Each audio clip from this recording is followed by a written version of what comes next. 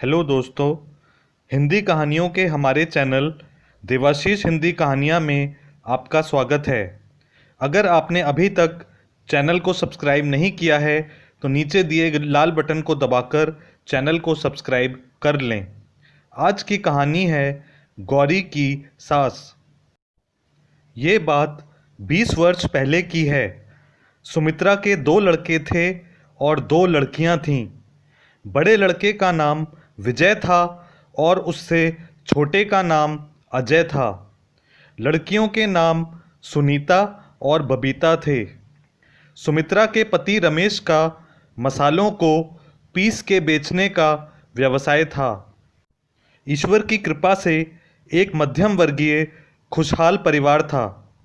जब सुमित्रा के बड़े लड़के विजय ने 12वीं कक्षा प्रथम श्रेणी में उत्तीर्ण कर ली तो उसने आगे पढ़ने की इच्छा प्रकट की।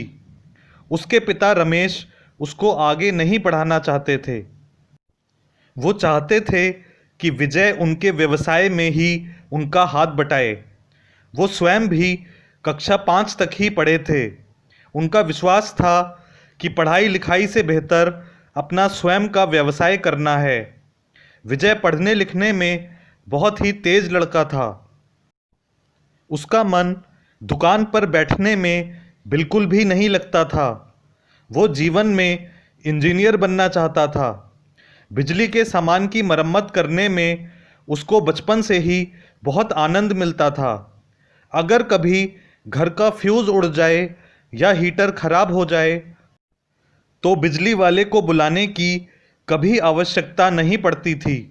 विजय स्वयं ही सब कुछ ठीक कर देता था। सब कहते थे कि वो इलेक्ट्रिकल इंजीनियर बनेगा। विजय का भी वो सपना बन गया था। उसने 12वीं कक्षा में गणित विषय इसीलिए चुना था ताकि वो इंजीनियरिंग कर सके। अपनी मेहनत और लगन के बल पर ही उसने 12वीं में बहुत अच्छे अंक प्राप्त किए थे और इंजीनियरिंग की प्रवेश परीक्षा में भी सफल हो गया था। परंतु रमेश ने उसको फीस के पैसे देने से साफ इनकार कर दिया। उन्होंने कह दिया कि आगे पढ़ने की कोई आवश्यकता नहीं है और उसको दुकान पर ही बैठना होगा। विजय को बहुत अधिक दुख हुआ। उसने दुकान पर बैठने से मना कर दिया। इस पर रमेश ने विजय को एक जोरदार तमाचा रसीद किया। विजय रोता हुआ अपने कमरे में बंद हो गया। शाम को जब सुमित्रा ने विजय को खाना खाने को कहा तो उसने इनकार कर दिया। सुमित्रा ने जब देखा कि विजय खाना नहीं खा रहा तो उसने विजय से वादा किया कि वो उसको आगे पढ़ने ज़रूर भेजेगी। जब रमेश उस दिन दुकान से लौट के आए तो सुमित्रा ने कह दिया कि वो विजय को इंजीनियरिंग की पढ़ाई करने भेजेगी। रमेश ने पैसे देने से साफ इनकार कर दिया। इस बार सुमित्रा ने कह दिया कि वो पैसों का इंतज़ाम स्वयं कर लेगी। सुमित्रा के पास सोने के कुछ गहने थे। उसने वो गहने बेच दिए और फीस के रुपए विजय के हाथ पर रख दिए। विजय ने माँ से वादा किया वो मेहनत से पढ़ाई करेगा और पैसे लेकर घर से पढ़ाई करने के लिए निकल गया। अपने वादे के अनुसार विजय ने बहुत मन लगाकर पढ़ाई की। उसके पास अधिक पैसे नहीं होते थे मगर उसने बच्चों को ट्यूशन पढ़ाकर पैसों का प्रबंध किया। विजय की मेहनत रंग लाई और 4 वर्ष बाद विजय इलेक्ट्रिकल इंजीनियर बन गया। एक कंपनी में विजय को ठीक ठाक नौकरी भी मिल गई। अब सुमित्रा को विजय पर गर्व था। विजय भी हर महीने अपना वेतन सुमित्रा को दे देता था। रमेश को भी एहसास हो गया कि उसका निर्णय गलत था और विजय पढ़ लिख कर कहीं ज़्यादा पैसा कमा रहा है। धीरे धीरे कई वर्ष बीत गए। घर की स्थिति पहले से बेहतर हो चली थी। अब विजय की उम्र शादी के लायक हो चुकी थी। सुमित्रा ने विजय के लिए लड़की देखना शुरू कर दिया। विजय एक इंजीनियर था, अतः उसके लिए बहुत सारे अच्छे रिश्ते आए। सुमित्रा ने सभी रिश्ते विजय को बता दिए और लड़कियों की फ़ोटो भी दिखाई। सुमित्रा को अपनी 2 लड़कियों सुनीता और बबीता की भी शादी करनी थी, अतः वो चाहती थी कि विजय की शादी में मोटा दहेज मिल जाए। उसने सभी रिश्तों में सबसे अधिक पैसा देने का वादा करने वाले सेठ हीरालाल की लड़की मीना का रिश्ता विजय को दिखाया और उसकी बहुत तारीफ करी। परंतु विजय को वो लड़की पसंद नहीं आई। वो लड़की दिखने में सुंदर नहीं थी और ना ही पढ़ी लिखी थी। विजय ने गौरी नाम की एक गोरी और सुंदर लड़की को पसंद किया जो एक साधारण परिवार की थी परंतु उच्च शिक्षित भी थी। सुमित्रा ने विजय को बहुत समझाया कि यहाँ उसको ज़्यादा दहेज नहीं मिल पाएगा, इसलिए वो मीना से ही शादी कर ले। परंतु विजय ने गौरी से ही शादी करने की बात कही। अंततः कुछ दिनों के बाद गौरी का विवाह विजय के साथ संपन्न हो गया। सभी रिश्तेदारों ने सुमित्रा को घर में सुंदर और पढ़ी लिखी बहू लाने के लिए बधाई दी, परंतु सुमित्रा के मन में तो मीना से रिश्ता ना हो पाने का मलाल था।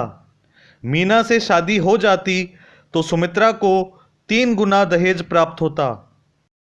विजय की शादी से सुमित्रा खुश तो थी, पर गौरी के लिए उसके मन में वो बात नहीं थी जो होनी चाहिए थी। वो गौरी को पूरे मन से स्वीकार ना कर सकी थी। गौरी के प्रति उसके व्यवहार में वो कटुता बार बार झलकती थी। विजय के सामने तो सुमित्रा तटस्थ बनी रहती, परंतु उसकी गैर मौजूदगी में वो गौरी को एहसास दिलाती रहती कि वो कम सामान लाई है। पहले तो गौरी कई दिन तक सुनती रही, पर एक दिन उसने भी कह दिया कि उसके पिता ने तो जितना कहा था उससे अधिक ही सामान शादी में दिया है। सुमित्रा गौरी का जवाब देना बर्दाश्त ना कर सकी और बहुत देर तक घर में चिल्लाती रही कि तेरे माँ बाप ने यही तमीज़ सिखा के भेजा है। गौरी समझ चुकी थी कि सुमित्रा उससे क्यों नाखुश रहती है। शाम को विजय लौटा तो गौरी ने उसको सारी बात बताई।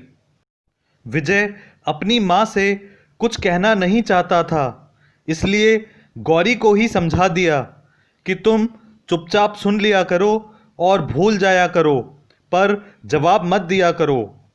गौरी बात को बढ़ाना नहीं चाहती थी, इसलिए मान गई। कुछ दिन बाद गौरी की ननद सुनीता को देखने लड़के वाले आए। सुनीता का रंग रूप आकर्षक न था और उसकी लंबाई भी 5 फुट से कम थी। फोटो में तो सुनीता मेकअप करके ठीक लगती थी, मगर उसको देखकर लड़के वाले नापसंद कर गए।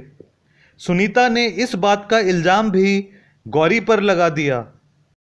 उसने कहा कि भाभी सुंदर है और लड़के की नज़र पूरे टाइम भाभी पर ही थी, इसीलिए उसको नापसंद कर दिया।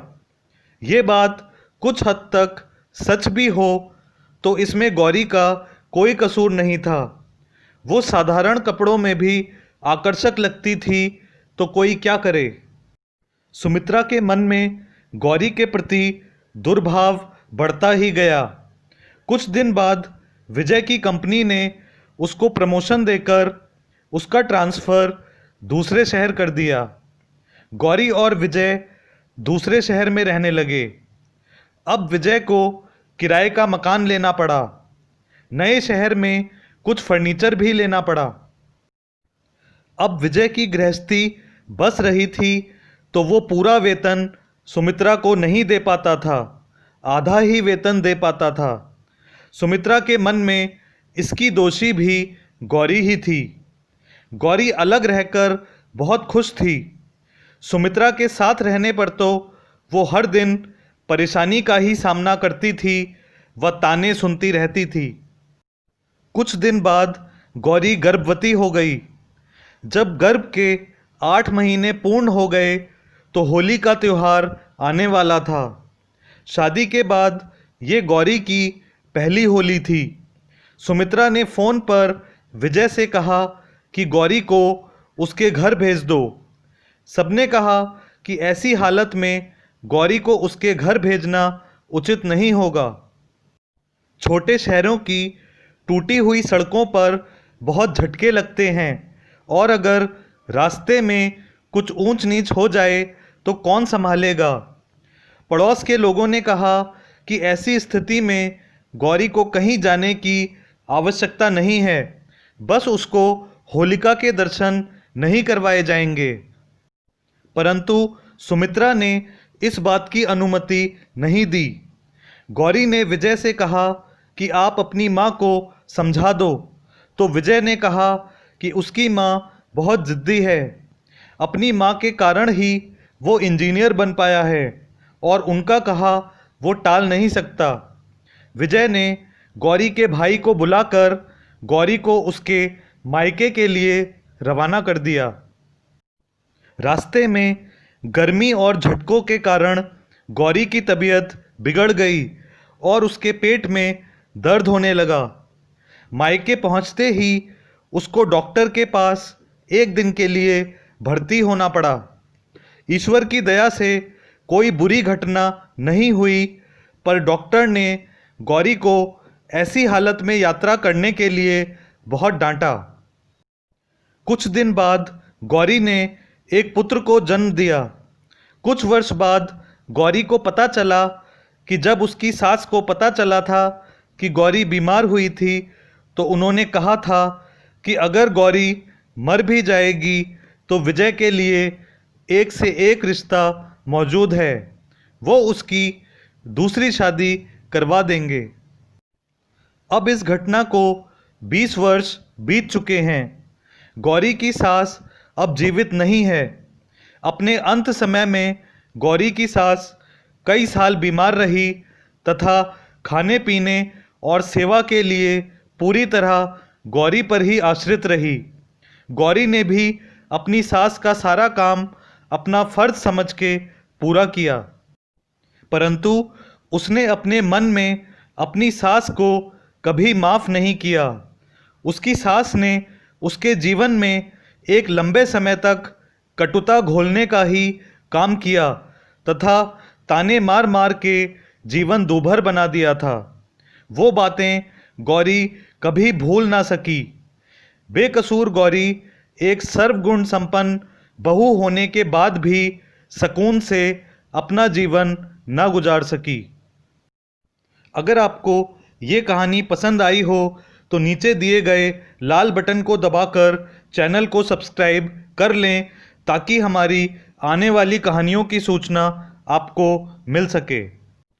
स्क्रीन पर दिख रही प्लेलिस्ट में कुछ और कहानियाँ आपके सुनने के लिए उपलब्ध हैं।